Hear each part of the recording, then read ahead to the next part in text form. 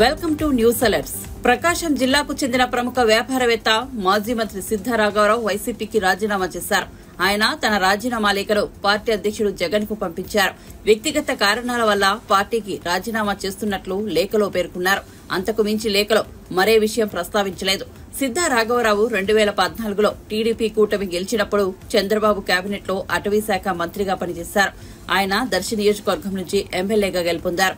అయితే 2019 ఎన్నికల్లో సిద్ధ ఒంగోలు ఎంపీగా పోటీ చేసి ఓటమి పాలయ్యారు. ఆ తర్వాత ఏడాదికే ఆయన తన కుమారుడు సుధీర్ తో కలిసి వైసీపీలో చేరారు. ఈసారి ఎన్నికల్లో సిద్ధ కుటుంబం కోరుకున్న దర్శి స్థానం దక్కకపోగా అద్దంకి, మార్కాపురం, ఒంగోలు అసెంబ్లీ స్థానాలను వైసీపీ ప్రభుత్వం ప్రతిపాదించింది. అయితే వీటి పట్ల సిద్ధ రాఘవరావు ఆసక్తి చూపించలేదు.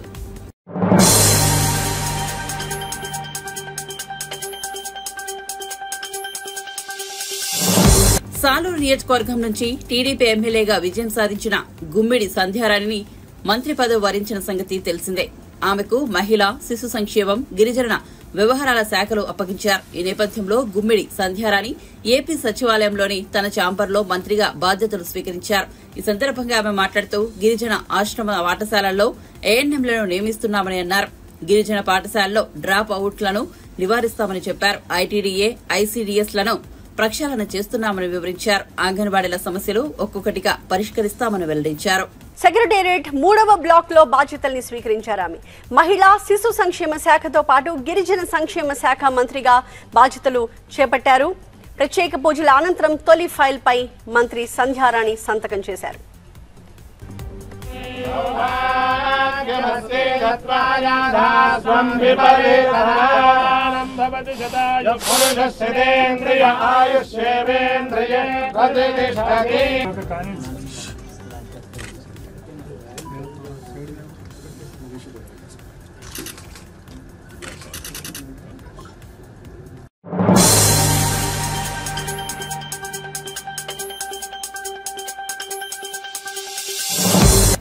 విద్యుత్ కొనుగోలుపై చట్టం తన పని తాను చేసుకుంటూ పోతుందని నీటిపారుదల శాఖ మంత్రి ఉత్తమ్ కుమార్ రెడ్డి వెల్లడించారు.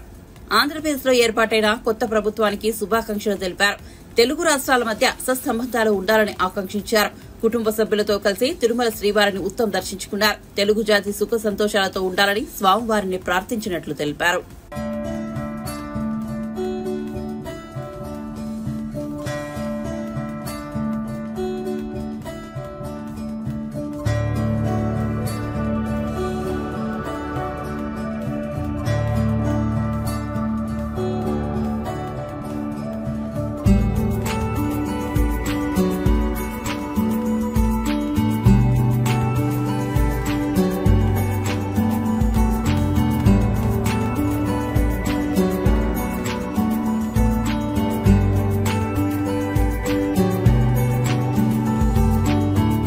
ఈరోజు నా సతీమణి కోదాడ ఎమ్మెల్యే పద్మావతి గారి జన్మదిన సందర్భంగా స్వామివారి ఆశీస్సుల కోసం దర్శనాని కోసం వచ్చినట్టు.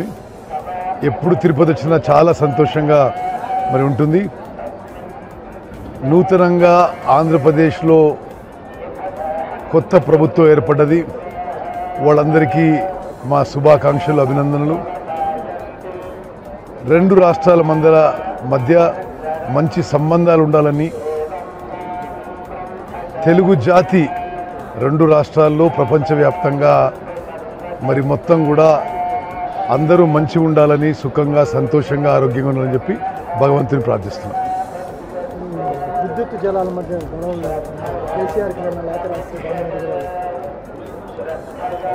అది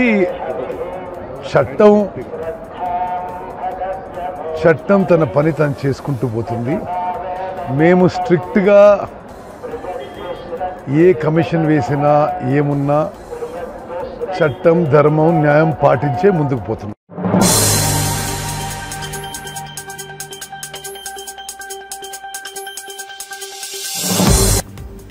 హైదరాబాద్ లో సోమవారం సాయంత్రం ఒక్కసారిగా భారీ వర్షం కురిసింది. ఉరుములు, మెరుపులు, ఈదురుగాలతో వర్షం పడుతోంది. పెనుగాలులకు పలుచోట్ల చెట్ల కొమ్మలు విరిగిపడ్డాయి. గచ్చిబౌలి, మాదాపూర్, రాయదుర్గం, ఖైరతాబాద్, పంచాగుట్ట, లక్డీకపూల్, అమీర్పేట, రాజేంద్రనగర్, అత్తాపూర్, ఎస్ఆర్ నగర్, ఎర్రగడ్డ, యూసఫ్గూడ, లంగర్ హౌస్, గండిపేట, శివరాంపల్లిలో భారీ వర్షం నమోదైంది. అలాగే పంజాగుట్ట, జూబ్లీహిల్స్, బంజారాహిల్స్, అమీర్పేట, బేగంపేట, సికింద్రాబాద్, గచ్చిబౌలి, మణికొండ, షేక్పేట, కొండాపూర్, హైటెక్ సిటీ తదితర ప్రాంతాల్లో ఒక్కసారిగా భారీ వర్షం మొదలైంది. ఒక్కసారిగా వర్షం కురవడంతో రోడ్లపైకి వరద నీరు వచ్చి వాహనదారులు చాలా ఇబ్బందులు పడుతున్నారు. పలుచోట్ల ట్రాఫిక్ జామ్ ఏర్పడింది. ఇక ఈ వరద నీటిని తొలగించేందుకు డీఆర్ఎఫ్ సిబ్బంది కృషి చేస్తున్నట్లు జీహెచ్ఎంసీ తెలిపింది.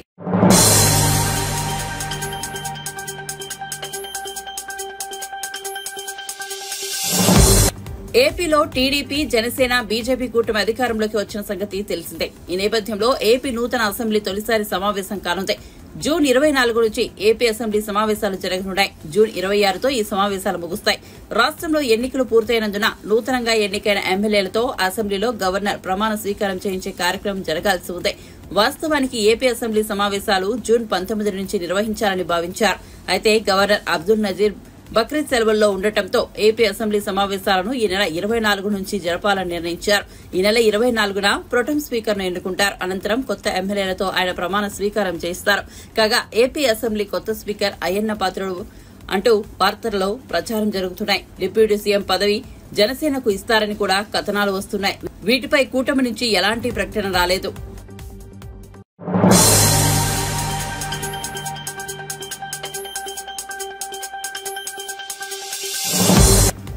ఈవీఎంల వాడకాన్ని ప్రపంచ దేశాలు బహిష్కరించాలని, కొంతమేర ఈవీఎంలను హ్యాకింగ్ చేసే అవకాశం ఉందని, మనుషులు కానీ ఏఐ టూల్స్ తో గానీ ఈవీఎంల హ్యాకింగ్ అసాధ్యమేనని కాదని ఎలాన్ మస్క్ చేసిన వ్యాఖ్యలు భారత్ లో దుమారం రేపుతున్నాయి. మస్క్ వ్యాఖ్యలను విపక్షాలు ఓ ఆయుధంగా మలుచుకునే ప్రయత్నం చేస్తున్నాయి. భారత్ లో ఈవీఎంలు బ్లాక్ బాక్సులు వంటివని, వాటిని కనీసం పరిశీలించేందుకు కూడా ఎవరిని అనుమతించారని రాహుల్ గాంధీ వ్యాఖ్యానించారు. ఈ నేపథ్యంలో AP BJP chief, Rajahmundry MP Daggubati Purandeswari స్పందించారు. ఈవీఎంలను హ్యాక్ చేయవచ్చంటున్న ఎలాన్ మస్క్ ను భారత ఎన్నికల సంఘం ఆహ్వానించాలని, ఈవీఎంను ఎలా హ్యాక్ చేయవచ్చో నిరూపించేందుకు అతనికి ఓ అవకాశం ఇవ్వాలని వ్యంగ్యం ప్రదర్శించారు. ఈవీఎంలపై పరిశోధనలకు ఎన్నికల సంఘం చాలా మందికి అవకాశం ఇచ్చిందని, కానీ ఎవరూ హ్యాక్ చేయలేకపోయారని పురంధేశ్వరి స్పష్టం చేశారు. ఈ మేరకు ఆమె ట్వీట్ చేశారు.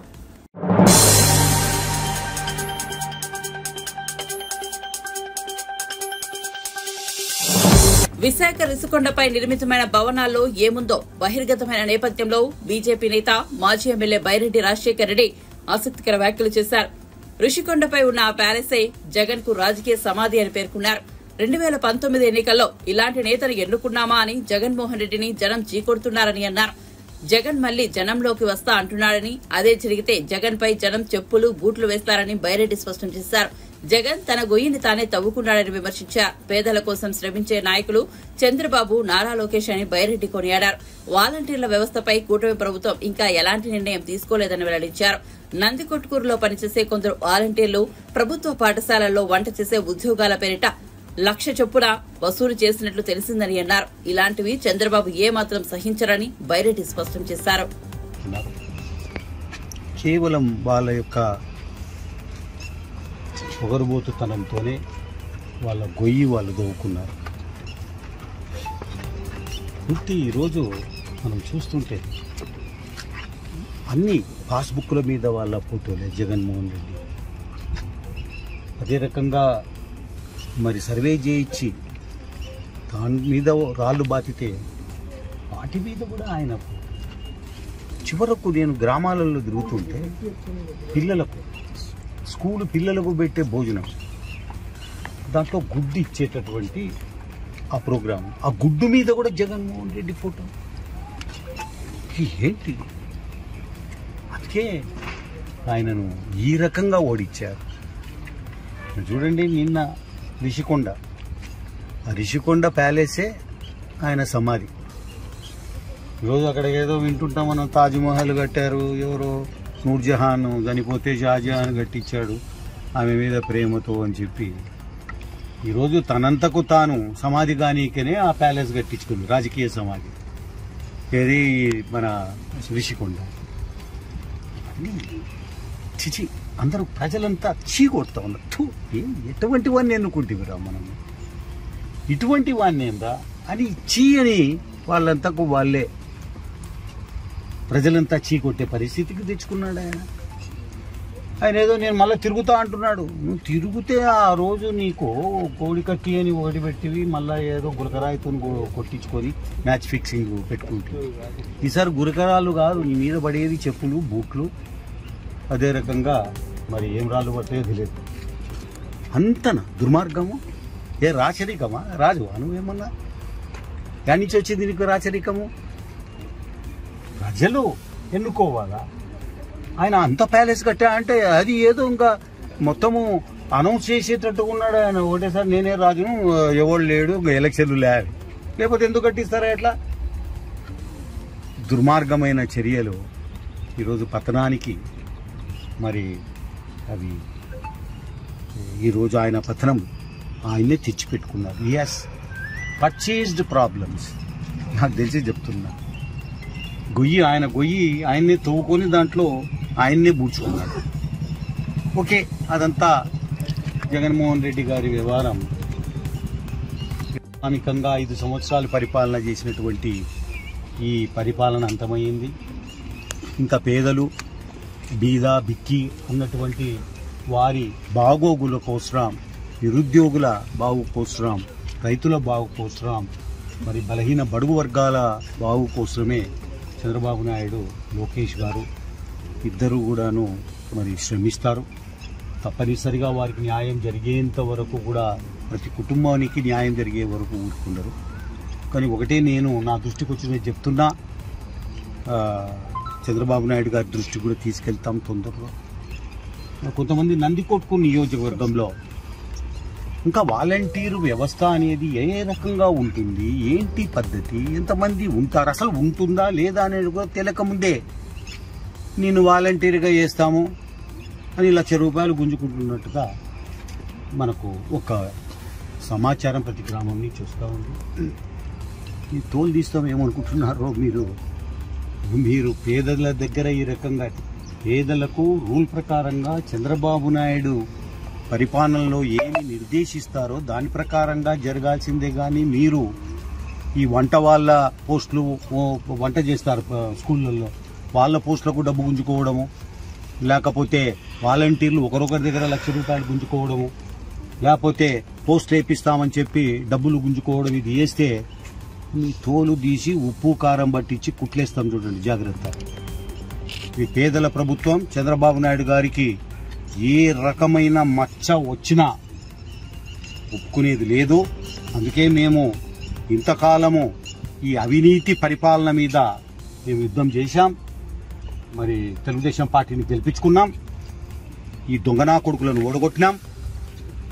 మీరు కూడా ఈ రకమైన పద్ధతుల్లో పోతే మీకు శాస్తి తప్పదు.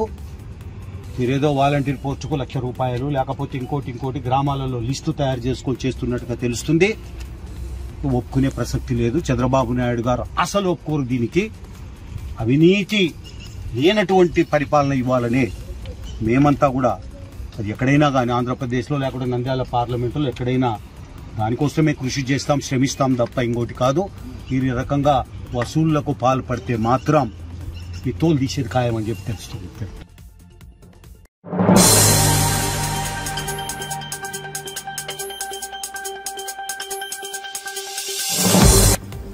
ఇటీవల కువైట్ లో జరిగిన ఘోర అగ్ని ప్రమాదంలో 45 మంది భారతీయులు చనిపోగా అందులో 3 ఏపీ వాసులు ఉన్నారు. మృతుల కుటుంబాలకు ఏపీ నూతన ముఖ్యమంత్రి చంద్రబాబు 5 లక్షల చొప్పున సాయం ప్రకటించారు. దీనిపై వైసీపీ ఎంపీ విజయసాయిరెడ్డి స్పందించారు. కువైట్ అగ్ని ప్రమాద మృతుల కుటుంబాలకు చంద్రబాబు నాయకత్వంలోనే ఏపీ ప్రభుత్వం ప్రకటించిన 5 లక్షలు ఏ మూలకు సరిపోవని, అంత తక్కువ మొత్తంలో సాయం ప్రకటించడం వారిని అవమానించడమేనని విమర్శించారు. నాడు విశాఖపట్నంలో ఎల్జీ పాల్మర్స్ పరిశ్రమలో గ్యాస్ లీక్ ఘటన మృతుల కుటుంబాలకు జగన్ ₹1 కోటి ఇచ్చి పరిహారం అందించారని విజయసాయిరెడ్డి గుర్తు చేశారు.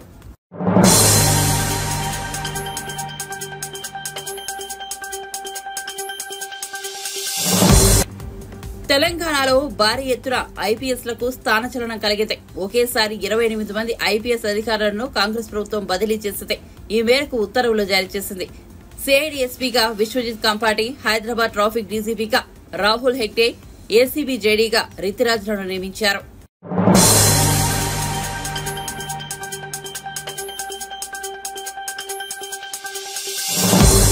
5 ఏళ్ల కిందట లోక్సభ ఎన్నికల్లో 2 చోట్ల పోటీ చేసి కేవలం వాయనాడ్లో మాత్రమే నెగ్గిన కాంగ్రెస్ అగ్రనేత రాహుల్ గాంధీ 2024 ఎన్నికల్లో 2 చోట్ల పోటీ చేసి 2 చోట్ల ఘన విజయం సాధించారు. వాయనాడ్తో పాటు రాయబరేలీలోనూ రాహుల్ గెలుపు రుచి చూశారు. అయితే ఈ రెండింటిలో ఏ స్థానాన్ని వదులుకోవాలన్నది ఆయనకు పెద్ద సమస్యగా మారింది. 2019లో ఎదురుగాలిలోనూ తనను ఎంతో ఆదరించి అక్కును చేర్చుకున్న వాయనాడ్ నియోజకవర్గం ఒకవైపు, పోయిన ప్రభావాన్ని ఈసారి ఎన్నికల్లో తిరిగి అందించిన రాయబరేలీ మరోవైపు రాహుల్ సందిగ్ధంలో పడేశాయి. తీవ్రంగా ఆలోచించిన మీదట ఆయన కేరళలోని వాయనాడ్ స్థానాన్ని వదులుకోవాలని నిర్ణయించుకున్నారు. వాయనాడ్ నుంచి రాహుల్ సోదరి ప్రియాంక గాంధీ బరిలో దిగడం ఖరారైంది. దీనిపై రాహుల్ స్పందిస్తూ వాయనాడ్ను వదులుకోవాలా, రాయబరేలీని వదులుకోవాలా అనే అంశంలో తీవ్రంగా మొదలుపెట్టామని వెల్లడించారు. వాయనాడ్ ఎప్పటికీ తన హృదయానికి దగ్గరగా ఉంటుందని, ఇక మీదట వాయనాడ్కు తరచుగా వస్తుంటానని తెలిపారు. కాగా రాహుల్ వాయనాడ్ వదులుకుంటున్న విషయాన్ని కాంగ్రెస్ జాతీయ అధ్యక్షుడు మల్లికార్జున ఖర్గే ప్రకటించారు. ఏఐసీసీ సమావేశంలో చర్చించిన మీదట ఈ నిర్ణయం తీసుకున్నట్లు తెలిపారు.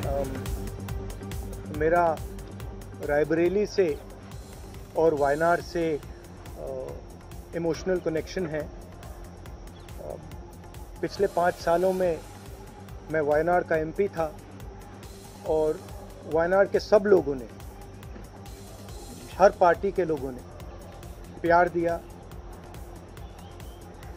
तो उसके लिए मैं दिल से धन्यवाद करता हूं और पूरी ज़िंदगी उसको याद रखूंगा.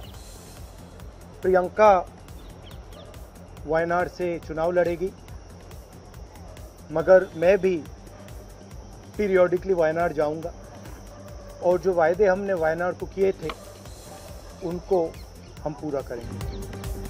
रायबरेली का पुराना रिश्ता है,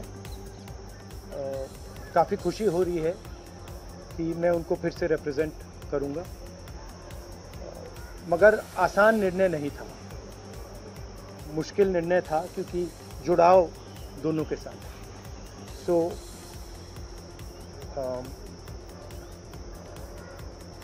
I have an emotional relationship with both Raebareli and the people of Wayanad, and the last 5 years as Member of Parliament of Wayanad have been a fantastic experience, a very enjoyable experience.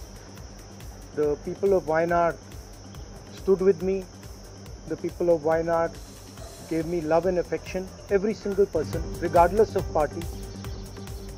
They gave me support, love and affection. They gave me energy to fight in a very difficult time. So I will never forget that.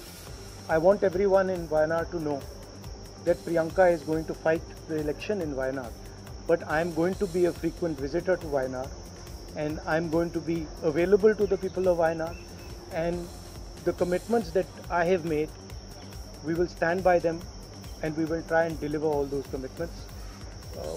She's going to fight the election. I'm confident she's going to win the election, and she's going to be a very good representative for the people of Wayanad. People of Wayanad can think about it like this.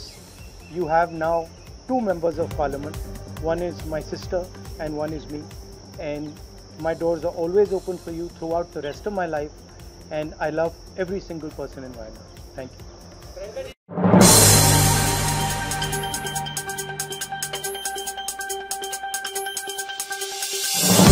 Vinayaka Chavithi సందర్భంగా హైదరాబాద్ లోని ఖైరతాబాద్ లో ప్రతిష్ఠించే మహాగణపతి విగ్రహానికి దేశవ్యాప్త గుర్తింపు ఉంది. భారీతనంలోనూ ప్రజా ఆకర్షణ విషయంలోనూ ఖైరతాబాద్ గణపతికి సాటి లేదు. అందుకే ప్రతి ఏటా ఖైరతాబాద్ లో గణపతి విగ్రహం ఎంత అనే అంశంపై అత్యంత ఆసక్తి నెలకొంటుంది. ఇక ఈసారి వినాయక చవితి సందర్భంగా ప్రతిష్టాపన చేసే విగ్రహ నిర్మాణం కోసం ఘనంగా కర్రపూజ నిర్వహించారు. ప్రతి ఏడాది నిర్మల ఏకాదశి నాడు కర్రపూజ నిర్వహించడం ఆనవాయితీగా వస్తుంది. కర్రపూజ అనంతరం విగ్రహాన్ని అక్కడే రూపొందిస్తారు. ఈ కార్యక్రమంలో ఖైరతాబాద్ ఎమ్మెల్యే దానం నాగేందర్, గణపతి ఉత్సవ కమిటీ సభ్యులు పాల్గొన్నారు. ఈసారి ఖైరతాబాద్ లో ప్రతిష్ఠింపబోయే మహాగణపతి విగ్రహం ఎత్తును 70 అడుగులుగా ఖరారు చేశారు.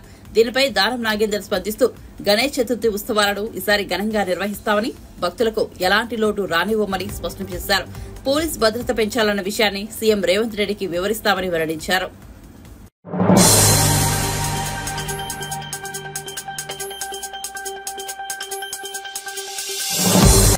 ఏపీ కాంగ్రెస్ అధ్యక్షురాలు వైఎస్ షర్మిల ఢిల్లీలో కాంగ్రెస్ అగ్రనేత సోనియా గాంధీ, పార్టీ ఎంపీ రాహుల్ గాంధీ, కాంగ్రెస్ ప్రధాన కార్యదర్శి ప్రియాంక గాంధీలను కలిశారు. ఈ భేటీ సోనియా నివాసంలో జరిగింది. ఈ విషయంపై షర్మిల ట్వీట్ చేశారు. సోనియా గాంధీ, రాహుల్ గాంధీ, ప్రియాంక గాంధీలను ఢిల్లీలోని వారి నివాసంలో కలిశారు. ఆంధ్రప్రదేశ్ రాష్ట్ర కాంగ్రెస్ పార్టీ తరపున కార్యాచరణకు సంబంధించి ఆసక్తికరమైన సమావేశం జరిగింది. ఈ సందర్భంగా భవిష్యత్ ప్రణాళికలు, కార్యాచరణ తీరుతెన్నులు, ఇతర అంశాలపై నిర్మాత్మకమైన చర్చ జరిగింది. రాబోయే రోజుల్లో ఏపీలో కాంగ్రెస్ పార్టీ పునర్వైభవం సంపాదించడమే కాదు, ఒక బలీయమైన శక్తిగా అవతరిస్తుంది. ఈ దిశగా మరిన్ని అడుగులు పడుతున్నాయన్న విషయం తెలియజేస్తున్నందుకు ఎంతో సంతోషిస్తున్నానని షర్మిల వివరించారు.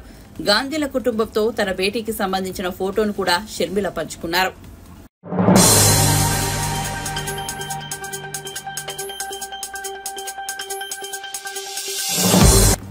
మహబూబాబాద్ జిల్లాకు చెందిన ఓ బాలిక ఇటీవల మియాపూర్లో అత్యాచారానికి గురైన విషయం తెలిసిందే. లక్ష్మతండాకు చెందిన నరేష్, శారదా దంపతుల 3 వారాల కిందట కూలి పనుల కోసం హైదరాబాద్లోని మియాపూర్ వచ్చారు. వారి కుమార్తె ఇంటి నుంచి కిరాణా దుకాణానికి వెళ్లి తిరిగి రాలేదు. అయితే అదే వీరిలో ఓ చెత్త కుప్పలో ఆ బాలిక విగత జీవురాలుగా కనిపించింది. బాలికను అత్యాచారం చేసి చంపి ఉంటారని భావిస్తున్నారు. ఈ నేపథ్యంలో మంత్రి సీతక్క మహబూబాబాద్ జిల్లాలో అత్యాచార బాధితురాలి కుటుంబాన్ని పరామర్శించారు. బాలిక తల్లిదండ్రులకు 50,000 ఆర్థిక సాయం చేశారు. బాధిత కుటుంబానికి న్యాయం చేస్తామని భరోసా ఇచ్చారు. సంవత్సరాల క్రితం గానీ ఇక్కడ గుట్టాలలో కూడా అమ్మాయిని రేప్ చేసి చంపేసినటువంటి పరిస్థితి కూడా మనం చూసినాము. ఇవన్నిటికి కూడా అంతం పలకాలన్నటువంటి లక్ష్యంతో మూలంగా ఉన్నటువంటిది విచ్చలవిడిగా ఈ అత్యాచారాలు, హత్యలు చిన్న పిల్లల మీద ఇవన్నీ జరుగుతున్నాయి అంటే విచక్షణ కోల్పోయి దానికి మూలం గంజాయి, డ్రగ్స్ అనేది సీఎం రేవంత్ రెడ్డి గారు గుర్తించే ఈరోజు వాటి మీద ఉక్కుపాదం మోపాలన్నటువంటి సంకల్పంతో అధికారులకు అందరికి కూడా ఎప్పటికప్పుడు పోలీసు అధికారులకు పూర్తి స్థాయిలో అధికారం ఇవ్వడం జరిగింది. కాబట్టి పూర్తి స్థాయిలో కాన్సన్ట్రేట్ చేసి ఒక దిక్కు గ్రామాలలో ఉన్నటువంటి యువతను మరి వాళ్లకు అవేర్నెస్ ఇవ్వడము, మత్తులో ఉన్నటువంటి వాళ్లను మనుషులుగా మార్చాలంటే వాళ్ళకు రెగ్యులర్ గా మరి అవేర్నెస్ ఇవ్వాలి, మోటివేషన్ చేయాలి. ఫుల్ ఫ్లెడ్జ్డ్ గా రంగారెడ్డి జిల్లా నుంచి, ఎందుకంటే ఇన్సిడెంట్ అక్కడ జరిగింది కాబట్టి ఆ కలెక్టర్ గారికి కూడా ఆదేశించడం, ఏ సెక్షన్స్ కిందకి వస్తుంది, మర్డర్ అసలు ఏంది అనేది పూర్వపరాలు తొందరగా రేపటి ఎల్లుండి వరకు రిపోర్ట్స్ వస్తాయి. మియాపూర్ నుంచి కూడా పోలీస్ అధికారులు ఇప్పుడు ఇక్కడికి వస్తున్నారు. ఈ తల్లిదండ్రులతో కూడా మాట్లాడతారు. అక్కడ ఏం క్లూస్ దొరుకుతలేవు అంటున్నారు కాబట్టి ఆ యాంగిల్లో కూడా అయిన తర్వాత ఇతరుల బతుకులను చిదిమేసే రకంగా ఎవరు వివరించినా ఈ రాష్ట్రంలో ఖచ్చితంగా ఉక్కుపాదం మోపడం.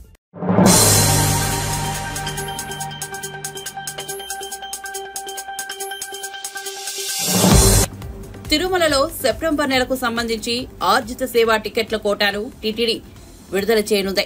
సుప్రభాతం, తోమాల సేవ, అర్చన, అష్టదళ పాద, పద్మారాధన టికెట్లను ఎలక్ట్రానిక్ డిప్ ద్వారా కేటాయించనున్నారు. అందుకు గాను జూన్ 18 ఉదయం 10 గంటల నుంచి 20వ తేదీ ఉదయం 10 గంటల వరకు రిజిస్ట్రేషన్కు అవకాశం కల్పించారు. ఈ 3 రోజుల్లో తమ వివరాలు నమోదు చేసుకున్న భక్తులకు ఎలక్ట్రానిక్ డిప్ ద్వారా పలు ఆర్థిక సేవల టికెట్లు కేటాయిస్తారు.